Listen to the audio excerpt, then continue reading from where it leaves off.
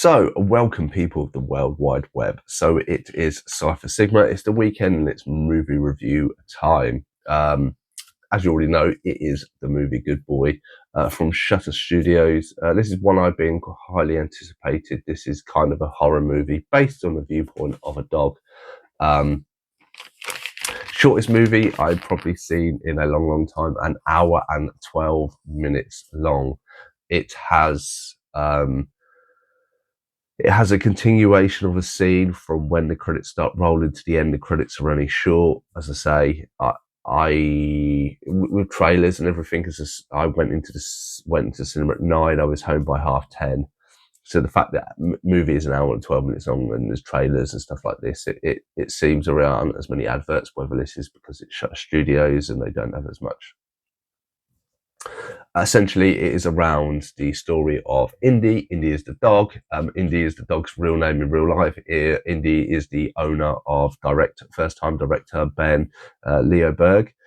And essentially, the dog Indy is you have the owner, Todd, played by Shane Jensen. You have Ariel Fredman, who plays Vera, the sister.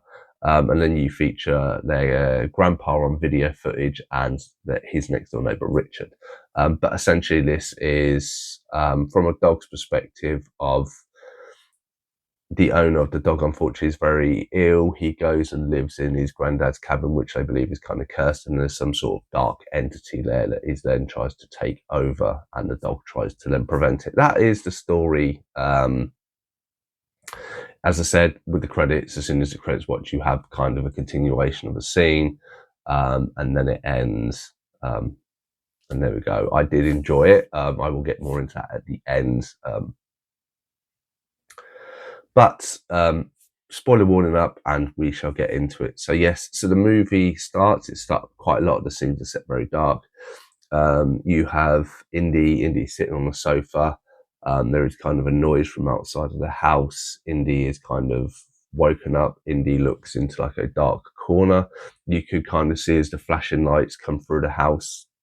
Indy's on one end of the sofa. There's a person you can kind of see sitting on the other end of the sofa. Obviously, Indy, like a dog would do, reacts a little bit to something being there, but not quite. Then and you hear the phone keep ringing and ringing and ringing, which is also on the sofa. Indy then kind of backs up to the human that you can see sitting on the sofa. Then kind of the door to the room is opened. It lightens a bit up. You see that the brother is bleeding very heavily from the mouth, and that the sister comes in and says, "Answer your phone," realizes something's gone on. This kind of sets the scene. As I say, the film is videoed from the viewpoint of the dog. You don't really get to see people's faces until or the owner until the very end. The rest of it, you don't get to see. They're blurred. They're away. They're wearing camo or something.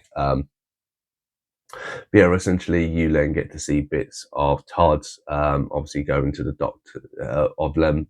Basically, they get Indy, and it shows the whole, of Indy growing up and being the house dog and everything like that.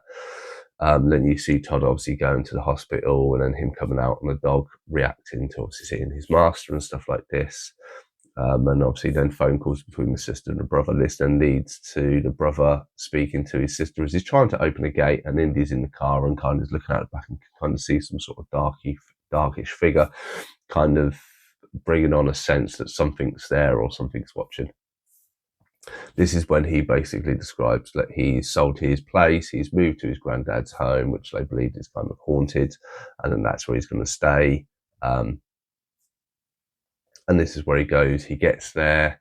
He kind of starts setting up. You can tell Indy can kind of hear noises from the basement. Something doesn't feel off. The dog can sense. But then they kind of set themselves up. The next day they go out walking. They come across Richard, who's the next door neighbor. He's all in hunting gear, so this is traps. Gives them a electric generator to help them because they have issues with power in the house. And this is where then stuff starts to get a bit creepy as we go on. We see Todd obviously being quite ill, him disappearing for like a day and coming back.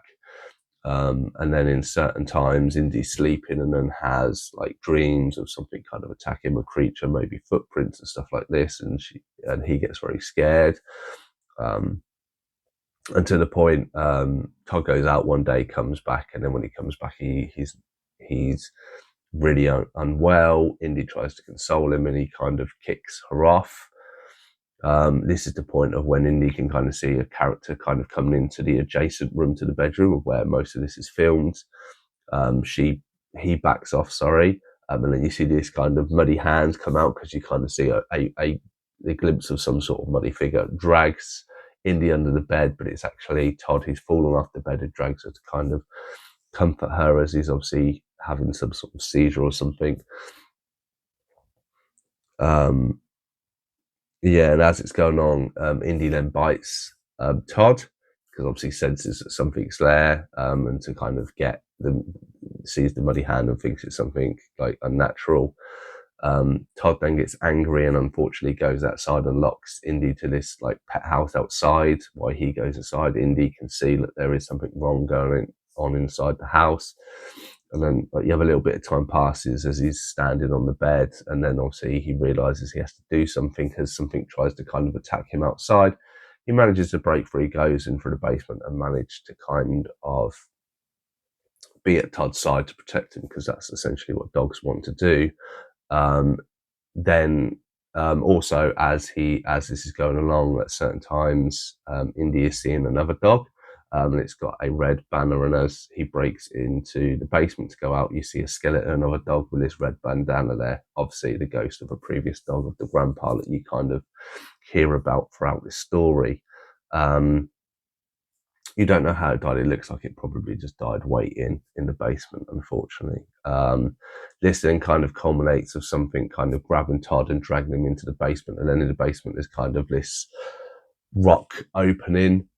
He gets dragged in there. Indy runs down to the entrance, not quite sure, thinks about it, and then dives in and drags him out. In between this, you have seen a clip of Todd essentially going to the doctors where they've been living in the cabin, basically saying it's too late, whatever he's got, essentially, he's going to die. Indy gets Todd, drags him out to the entrance of this cave. Todd then stops Indy and goes, "Boy, stay, you can't save me." He then kind of molds away to a skeleton and then disappears into the dark. And then Indy is essentially left there waiting. This happens to coincide with when the sister was turning up. So Indy is sitting at the bottom of the stairs to the outside entrance to the basement. Vera, is it known? Yeah, Vera turns up, sees the skeleton of the dog, is obviously shocked, sees Indy, calls Indy. Indy kind of looks at the entrance, looks at her, and then decides to follow Vera. And then the end credits is essentially Indy in the car, head out the window as they are driving along. What did I think of the movie? Right, I rate this movie like 7.6 out of 10. I thought this was a great movie. Now, learning beyond the season on this, and it will become a bit biased. I'm a massive dog fan. I have my own little dog. I can relate to this on so many levels. How this is shot, I have not seen. We've had dog movies before and stuff like this, but the fact this is completely from a dog's point of view. People know with dogs that they sometimes bark and stuff when something's not there, and there's always this belief that they can see something that we can't. Which what this film plays, and always the fact that the dog is just there to love and to protect, and that it's heart wrenching sometimes when the dog is put outside and something like this, and obviously this person is ill and suffering, but then always forgives the dog, when it comes back and stuff like that, or Indy. It took 300 days to shoot because obviously it's a dog, and trying to train a dog to do the stuff and get the right scenes, I can imagine. But it absolutely blew me away. Of just like, not only I like the concept, there was one jump scare, said it's the hand that comes out and drags Indy under the bed, shocked me, but it's not like there's horror, as I say. Even when Todd kind of gets melted away at the end, it's not kind of scary, it's kind of plasticine-y type, that the skin merges off and then the skeleton's there and then the skeleton kind of fades away. And it's just a sad thing of essentially this is one time when, a dog is for life, and I say if you have a dog, you know, they unfortunately have shorter lives than a lot of humans, but in this case, unfortunately, humans' life is shorter, and that's what eventually happens. Like, regardless of if this is a demon or this is kind of a metaphor as well as a demon, that he's already suffering from something that he can't be cured, and there's kind of that underlying, you know, link to it, very possibly. But it is a great movie. One I wouldn't even think that I'd want to buy, and I definitely want to buy. How I'm going to watch this because my dog will bark at any dog that comes on the screen, so that's going to be an awkward one to do. But a great movie. It has it is just something that shows the pure side of what a dog is. And if you're a dog lover, 100% you would love this. As I say, it's not as scary as you would think it is, but I think it's very cleverly shot and stuff like that. So that has been Good Boy. Have you seen this movie? Let me know your thoughts and feelings and comments down below. Otherwise, I shall see you in the next one.